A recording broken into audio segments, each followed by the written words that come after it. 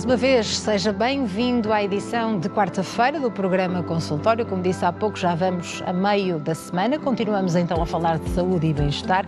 E este programa é feito a pensar em si. Queremos ajudá-lo aqui a aumentar a sua literacia em saúde e a resolver algumas das questões, algumas das suas dúvidas. Portanto, não deixe de participar. Hoje, se tem dúvidas que dizem respeito então a duas especialidades, são elas dermatologia, também podologia, e pode já tratar da sua inscrição através do número de telefone 22 508 3297.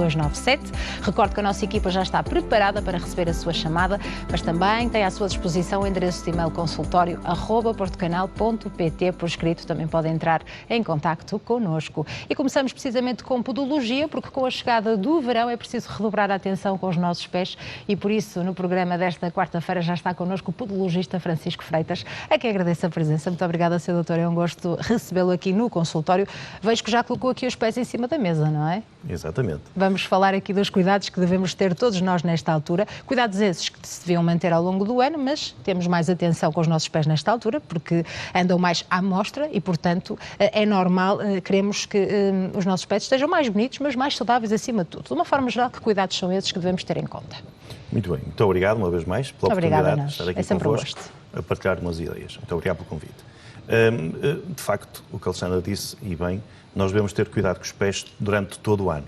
É evidente que nesta faixa, nesta época balnear, andamos com eles mais à mostra e muitas das vezes o que nós queremos é tapá-los, exatamente porque se calhar temos algumas manifestações, quer na pele, quer em outras estruturas, que nos fazem com que, enfim, que nos mereçam atenção nesta época. Claro. E que tipo de atenção que nós devemos ter?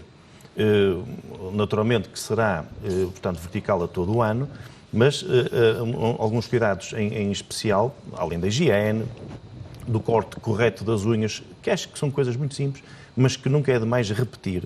Corte correto das unhas deve ser em forma reta, não arredondar os cantos. Uma boa secagem da pele, sobretudo entre os dedos, é muito importante, para prevenção de micro-organismos. Outra situação é hidratação, pós-banho, pós a boa secura, hidratar os pés. Nesta época, uma especial atenção à proteção da pele. Portanto, fazermos o protetor solar. Muitos de nós aplicamos o protetor solar em quase toda a região do corpo que está exposta, mas esquecemos-nos, de facto, dos pés. E muitas das vezes há queimaduras solares que às vezes de primeiro, segundo grau, que pode trazer danos severos em termos da pele do pé.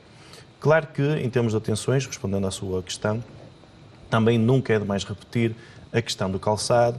Devemos comprá-lo, não me canso de dizer, ao final do dia, ao final da tarde, isto porque os pés à partida incham um bocadinho, portanto deve ser nesse sentido. Os pés, o calçado deve estar ajustado aos pés, portanto nem muito justo, nem muito folgado, claro, para não criar ali movimentos que proporcionem fricção, que depois leva a bolhas e a queimaduras. Se possível for calçado em pele, por dentro e por fora, também será interessante. E depois, naturalmente, fazer uma consulta de prevenção, diria, 2 em 2 anos ou anual, consoante as características de cada pessoa que nos acompanha. É evidente que ressalvo sempre se houver alguma patologia já identificada, ou em casos específicos, por exemplo, num diabético, ou em outras pessoas que têm algum tipo de problema que redobra a atenção, se calhar uma atenção mais a miúdo, meio ano, se houver necessidade, será sempre bom nós apostarmos na prevenção, como aliás focou essa situação e que o convidado seguinte irá falar, não é? Devemos nós apostar mais na prevenção, seja qual for a área, do que no tratamento. E essas consultas, idealmente, até devem ser marcadas antes do arranque da época balnear, pelo menos para evitar que sejam agendadas para ontem, como falávamos há pouco, não é? Surgem muito como situações de urgência. Quais são essas patologias, Sr. Doutor, que muitas vezes levam, de facto, as pessoas, permita-me esta expressão, a terem vergonha de andarem com os pés à mostra nesta altura, não é? Nesse aspecto, a questão do termo da vergonha, à partida, que é real, claro, são aquelas que são visíveis. Exatamente. Portanto, provavelmente serão mais as de pele e anexos, ou seja, sobretudo pele e unhas, que é o mais visível. As micoses das unhas, portanto a onychomicose, que de facto faz com que o aspecto não seja o mais agradável nas unhas, E muitas das vezes as pessoas reparam nos pés, nesta época balnear, há um mês, ou atrás, ou 2, mais ou menos, e a verdade é uma, seja qual for o tratamento, de facto, para a micose das unhas, pegamos neste exemplo, é um tratamento muito arrastado no tempo. Portanto, é cientificamente impossível, se for mesmo uma micose de unha, tratar em 2, 3 meses. Não é possível. Não é possível. Micose na pele também demora tempo, embora seja um bocadinho mais fácil de tratar. Contudo, nós devemos ir sempre à causa e não ao sintoma. Porque muitas das vezes nós camuflamos os sintomas, vamos camuflando. Por exemplo, e quem nos está a ver entende aquilo que estamos a conversar. Vou tomar o exemplo novamente da micose da unha. Podemos, as senhoras, logicamente, pintar a unha. Então, o tal mau aspecto. Depois em setembro, outubro, vamos então tratar do assunto. Ok, vamos protelando a situação. Mas o que é que vamos fazer? A senhora, neste caso, vai agravar mais aquela patologia, não é? E depois demora cerca de 1 ano a fazer o tratamento. Há vários tipos de tratamento, desde o tópico, e dentro dos tópicos temos vários, ao oral, laser, enfim, há toda uma panóplia de tratamentos para a micose. Porquê é tão difícil, Sr. Doutor? Porque estamos a falar de uma bactéria que é assim tão resistente, o fungo é tão resistente ao tratamento, é isso? Essa é uma excelente pergunta, Alexandra, e obrigado por fazer. É muito difícil porque é muito resistente. E nós, por um lado, podemos tratar, como estava a dizer, há várias ajudas que podemos debelar o problema, mas estamos, por um lado, a tratar, mas estamos, por outro lado, a alimentar o fungo. Como? Claro. Nós, nos pés, fornecemos as 3 características que os fungos adoram. Quais são? Umidade, temperatura e escuridão. Nós podemos estar a tratar por um lado e, por outro, estamos a alimentar os fungos. Daí a dificuldade de resolver de fundo o problema. Resolve-se. Mas é evidente que temos que ter cuidado, até porque os antifúngicos ou os antimicóticos de toma oral, portanto os comprimidos, têm uma hepatotoxicidade, que quer dizer, este palavrão, significa que é metabolizado pelo fígado, então, ou seja, pessoas que têm alguma sensibilidade no fígado, temos que ver bem, convém protocolarmente fazermos uma análise da função hepática antes, para saber se está tudo, se o organismo, ou neste caso o fígado, se a sua função está em pleno, então recomenda-se um antifúngico oral. A meio do tratamento convém fazer novas análises para ver se a função hepática está tudo direitinho. Portanto, isto porque se nós temos um problema, não queremos arranjar 2 problemas. Claro. Portanto, de facto, é bom recorrermos a um profissional de saúde para estarem atentos a resolver este tipo de problema. E por isso mesmo devemos, sempre que possível, nesta altura, privilegiar os sapatos abertos, por exemplo? Sim. Nesta altura, sempre possível, não é? E também, mesmo, por exemplo, até devemos dormir descalços, porque se repararmos, fizemos este esforço mental, 90 e tal % do tempo os nossos pés andam tapados, até mais os dos homens do que o das senhoras, não é? Claro. E se formos a pensar, nesta época balnear, andam mais descobertos. Sim. Ou então quando nós tomamos banho. Mas depois estamos calçados, ou com o sapato, com a meia, na cama, portanto temos os lençóis, o cobertor, a edredão, seja aquilo que for. De facto, se nós formos analisar, a maior parte do tempo os nossos pés andam tapados. Isso proporciona um microclima que favorece o surgimento, dentre outros micro-organismos, o fungo. E falou aqui de outras questões também muito importantes. A exposição solar, sem dúvida alguma. Nós até podemos ter muito cuidado com a colocação do protetor solar, esquecemos-nos sempre dos pés, não é? Depois estamos na conversa à beira-mar e um escaldão nos pés, sabemos como é incómodo, não é? E como depois calçar uns simples chinelos fica tão difícil.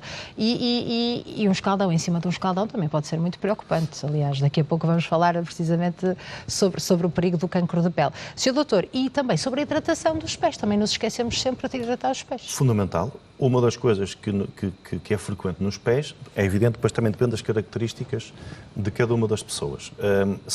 Portanto, a xerose cutânea, portanto, a secura da pele, que muitas das vezes dá origem a pequenas fissuras ou às vezes a gretas.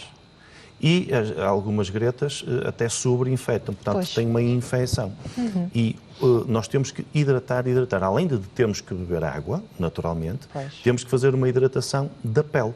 Portanto, e mais uma vez, muitos de nós temos cuidado em fazer a hidratação do rosto e de outras partes do corpo e muitas das vezes esquecemos os pés. Mas os pés, enfim, são uma parte do corpo como qualquer outra, não é?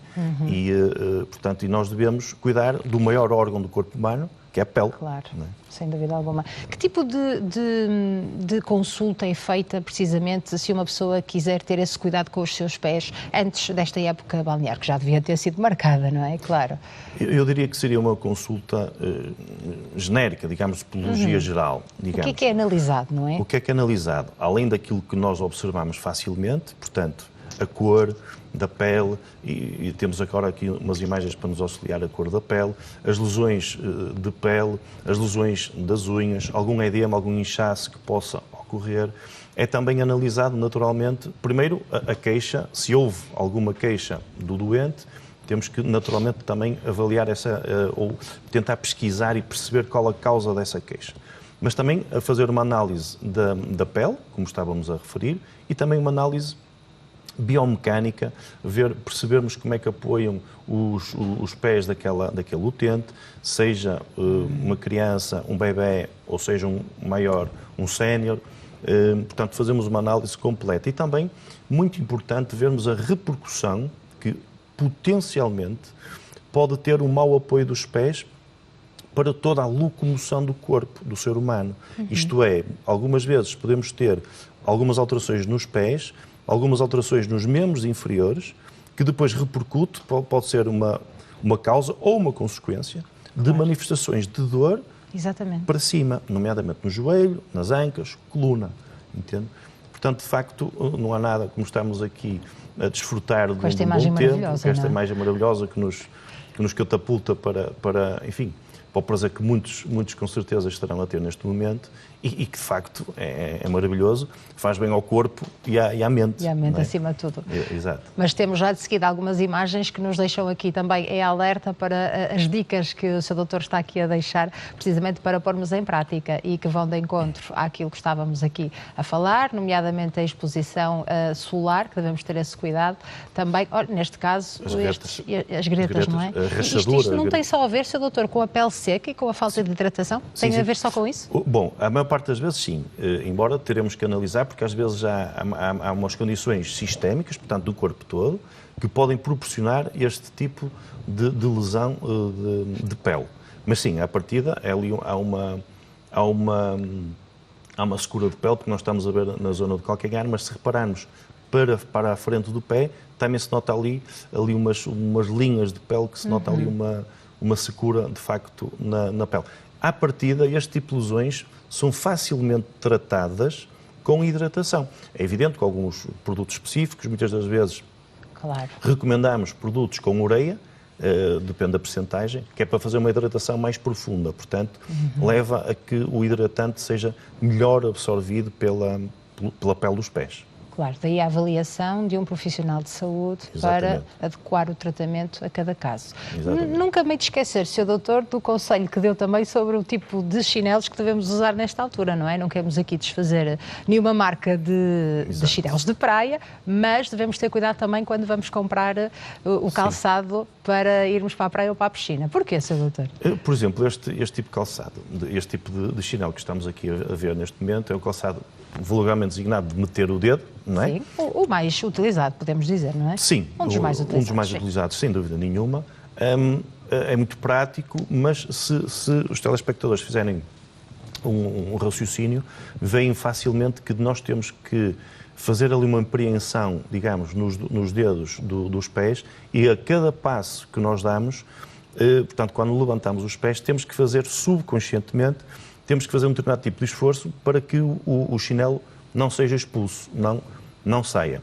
E não poucas vezes, também não é sempre, como é lógico, mas não poucas vezes existem algumas tendinites pós-época balnear, exatamente por causa deste sobreuso de uma parte, enfim, nos grupos musculares que são usados repetidamente, diria centenas de vezes por dia, para quem usa este tipo de chinelos, naturalmente, que faz com que possa levar a uma tendinite de sobreesforço. Pois, porque estamos aqui a falar só da questão das unhas e da pele, mas a patologia é muito mais vasta, não é? Exatamente. O corpo humano é muito mais vasto e, naturalmente, que a podologia, sendo parte integrante da saúde, não é? Do nosso corpo humano, é muito mais do que isso, naturalmente. Não é? Porque aquilo que há um bocado falávamos também nas repercussões que possa ter do corpo para o corpo todo. Naturalmente que este tipo de chinelos, à partida, que serão em pele, serão à partida mais adequados, porque não são de meter o dedo, não é? À partida estão mais adaptados ali à zona do peito do pé.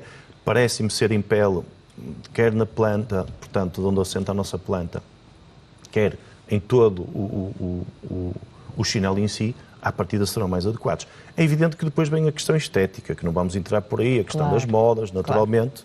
Isso são outros assuntos que a mim não me diz respeito de estar a... É fácil pensar assim, Sr. Doutor. Os pés sustentam o nosso peso, portanto, deveria ter o nosso maior investimento, não é? Sem dúvida alguma. Sem dúvida alguma. Vamos ver outra fotografia. Ora, o que é que estes pés nos dizem? Aqui, à partida, porque isto às vezes não é assim tão linear, nota-se ali a diferença do moreno para o menos moreno e, naturalmente, que se nota aquela afetação das unhas que, à partida, como dizia, pode ter ali claramente um fungo, mas como estão todas afetadas, pode ser um fungo, mas convinha ver também como é que estão as unhas das mãos, se tem mais algum tipo de lesão, nomeadamente até nos joelhos, nos cotovelos, couro cabeludo, que isso pode sugerir uma patologia do foro sistémico e que muitas das vezes, isto é interessante lá para casa, muitas das vezes os doentes estão a fazer um tratamento para fungo nas unhas dos pés e algumas vezes não é só fungos, podem ter fungos, mas não é só fungos. Por exemplo, há lesões de pele em termos sistémicos, a psoríase, que é muito comum e que muitas das vezes o aspecto é exatamente este.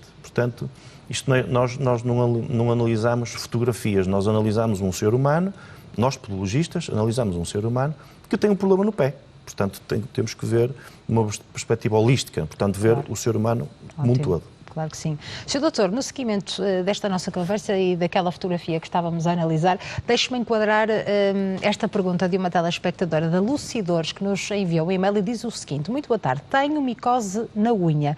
Gostava de saber se é contagioso no banho. Escrevo de Braga. Muito obrigada pela resposta. E, de facto, faz sentido esta pergunta também. Em primeiro lugar, se é contagioso, se de facto uma pessoa de um agregado familiar toma banho e se que vai tomar banho a seguir pode apanhar, e onde é que se apanha as micoses também, não é? Muito bem. Extremamente pertinente. Muito obrigado por essa questão, que é pertinente. Sim, a micose, sendo um fungo, é bastante contagioso. No banho, a probabilidade de infectarmos terceiros é menor, portanto é diminuta, mas não se podemos dizer que é 0%. É evidente que se utilizarmos o mesmo utensílio para cortar as unhas, aí sim, naturalmente, que é o grau de risco de passarmos a terceiros, naturalmente que aumenta. Não é? Claro. Se usarmos o mesmo corta-unhas, o mesmo alicate ou a mesma tesoura, não é? Se partilharmos com terceiros, sim, aí naturalmente que o grau, a probabilidade aumenta. Na banheira, respondendo concretamente à senhora, na banheira há um risco, sim, há um risco, não podemos dizer que não existe, embora é mais diminuído. Por exemplo, também não devemos partilhar os chinelos, naturalmente, mesmo com os filhos, os cônjuges, sim. Não devemos. Cada um de nós deve ter a sua escova de dentes. O mesmo acontece com o corta-unhas, não é? Naturalmente, cada um de nós deve ter, cada um para si.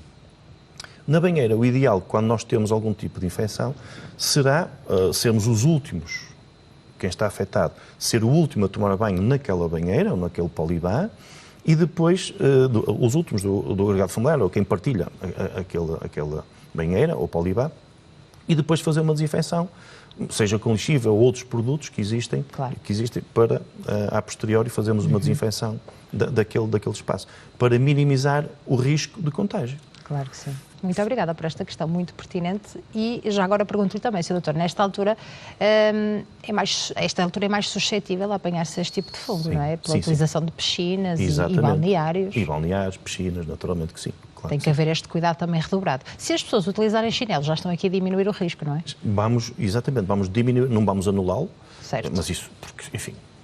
faz parte, não é? Faz parte, não é?